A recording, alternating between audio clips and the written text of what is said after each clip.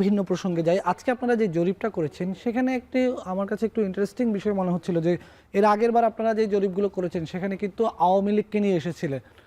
এবার আমি যতদূর জানি যে আপনারা আওয়ামী লীগের জরিপটি করেন না, কারণ প্রতীকে আওয়ামী লীগের নৌকা প্রতীকটি নেই। আওয়ামী লীগের সেই ভোটগুলো কোন দিকে যাচ্ছে?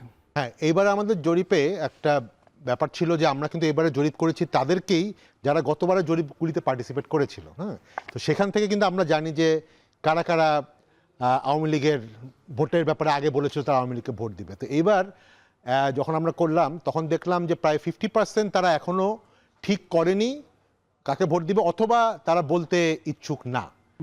বাট যেই 50%-এর মতো, অ্যারাউন্ড 50%-এর মতো বলেছে, তাদের মধ্যে 2/3 বিএনপিকে তারা ভোট দিবে এবং 1/3-এর মতো রাফলি জামাতকে ভোট দিবে। তো দেখা যাচ্ছে যে আওয়ামী লীগের যে ভোটটা মানে শিফট হচ্ছে, আওয়ামী লীগের অনেক সাপোর্টার হয়তো ভোট দিতেই যাবে না, কিন্তু যারা যাবে তাদের মধ্যে মানে একটা মেজরিটি অংশ বিএনপির দিকে ভোট দেওয়ার ব্যাপারে আমাদের কাছে জানিয়েছে। তো এই জন্য হয়তো আওয়ামী লীগের ভোটের বেনিফিটটা বিএনপি পাবে বেশি যতটুকু না জামাত পাবে।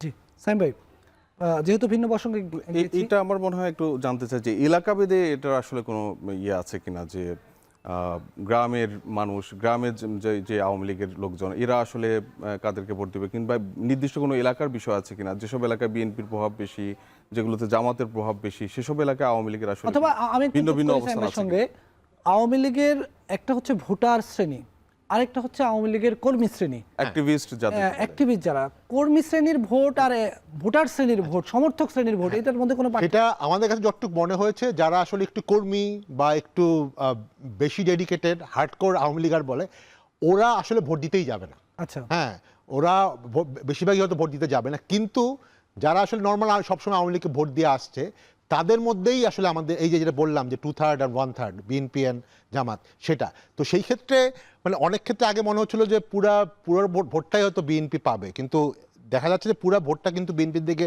যাচ্ছে না। এবং সেক্ষেত্রে আবার লোকাল ফ্যাক্টর আছে অনেক জায়গায়, যে সে সকল জায়গায় খুব স্ট্রং জামাতের ক্যান্ডিডেট আছে বা জামাত অনেক বেশি ডোর টু ডোর ক্যাম্পেইন করেছে, তো সেই জায়গাগুলিতে কিন্তু আবার দেখা যাচ্ছে যে জামাত হয়তো আওয়ামী লীগেরও প্রায় 50% ভোট জামাত পাবে। কিন্তু জেনারেলি যে সকল জায়গায় জামাত অত স্ট্রং ক্যান্ডিডেট না বা জামাত খুব বেশি স্ট্রং না, সেই জায়গায় জামাত হয়তো অনেক কম ভোট পাবে।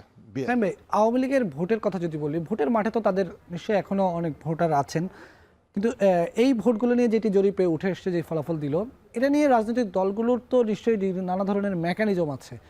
এই মেকানিজমগুলোকে কিভাবে বিশ্লেষণ করা যায়?